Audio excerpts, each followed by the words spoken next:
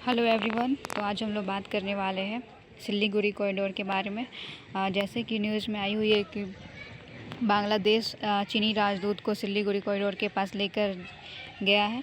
तो आइए जानते हैं पूरा मामला क्या है। तो जैसे कि हम लोग जानते हैं कि अभी का जो समय है, इस समय भारत और बांग्लादेश के बीच में बहुत ही तनाव उत्पन्न हो रहा है। अभी वहाँ पे हिंदू मुस्लिम को लेकर के भी बहुत सारी जो लड़ाई हो रही है, जिसके वजह से बहुत ही ज़्यादा तनाव उत्पन्न हो रहा है।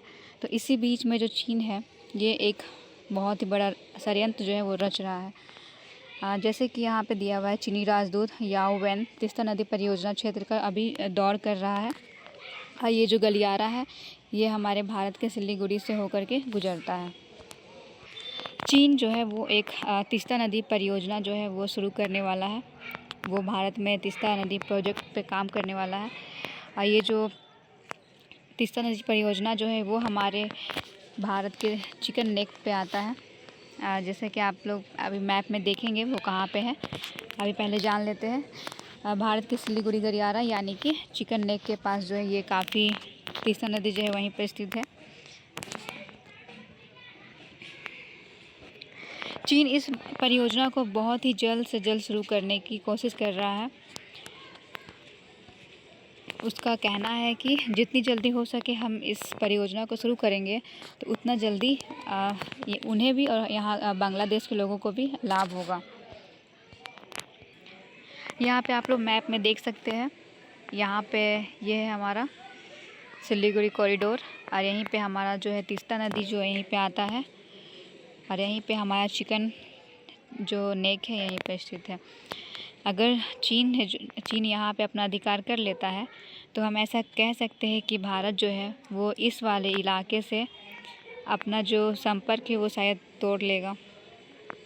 चीन जो है ये शायद यही चाह रहा है कि वो इस पूरे इलाके को अपना कर ले, लेकिन वो अभी एक छोटा सा यहाँ पे परियोजना को अभी जो है वो लागू करने वाला है। चीन जो है इस पे एक योजना बना रहा है। उसका कहना है कि इस योजना के तहत वो नदी के बहाव को नियंत्रित करेगी। यहाँ पे बहाव होगा, वो नदी के बहाव को नियंत्रित करेगी, जिससे कि बाढ़ जो है वो नहीं आ पाएगा, और साथ में जो मृदा का कटाव होता है वो भी बाधित नहीं होगी। साथ में उसका एक बुनियादी ढांचा भी है। चीन जो है वो नदी में ड्रेसिंग जो है वो सिस्टम को अपनाना चाह रहा है। वो जो जलाशय है उसकी गहराई को जो है वो बढ़ाना चाहता है, ताकि जो हमारा ड्रेनेज सिस्टम जो है वो अच्छे से हो सके। तीस्ता नदी प्रोजेक्ट के ज़रिए चीन जो है इस हमारा जो तीस्ता नदी है उसको एक इंजीनियरिंग आधारित जो गलियारा है उसमें बदलना चाहता है।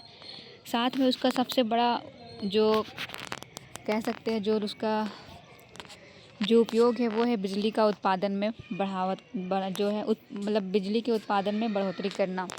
जैसे कि यहाँ पे आप लोग देख सकते हैं, बिजली की सप्लाई जो है वो बांग्लादेश में बढ़ा सकता है इस योजना के तहत। तो आइए हम लोग जानते हैं कि ये तीस्ता नदी जो है वो हमारे भारत के लिए कितना इम्पॉर्टेंट है।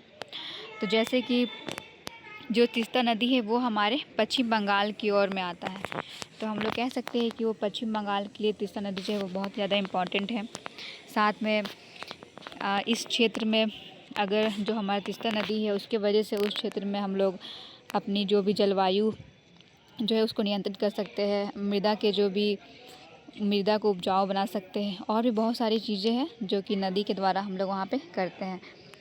लेकिन अगर उस इलाके में चीन का प्रभाव अगर आ जाता है, तो शायद ये भारत के लिए क्षेत्रीय जो हमारा संवेदनशीलता है उसको शायद बढ़ा सकता है।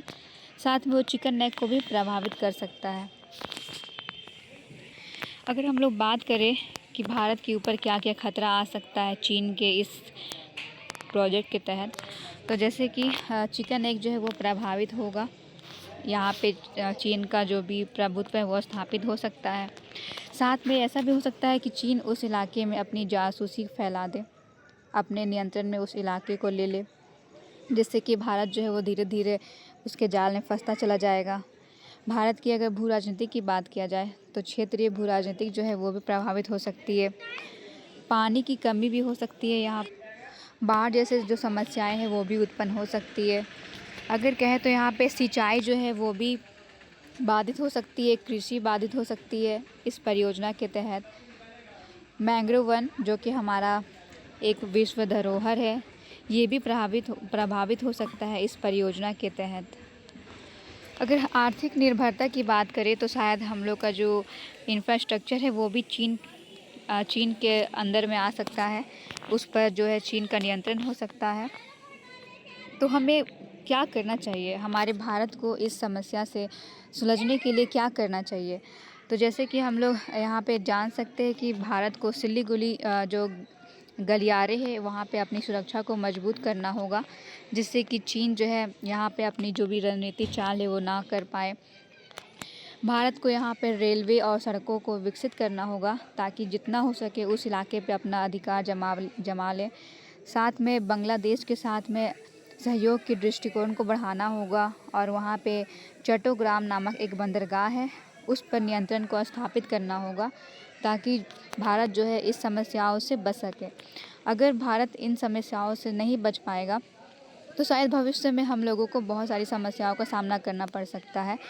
हमारी जो भी पूर्वी इलाका है वहाँ पे शायद चीन अपना अधिकार जमा लेगा, तो इस तरह वो हमें हमारे जितने भी 7 सिस्टर्स जो है उस वाले इलाके को शायद अपने अंदर में ले लेगा। तो हमें बहुत ही ज़्यादा रणनीतिक कदम को उठाना होगा ताकि जो है हम इन समस्याओं से बच सकें।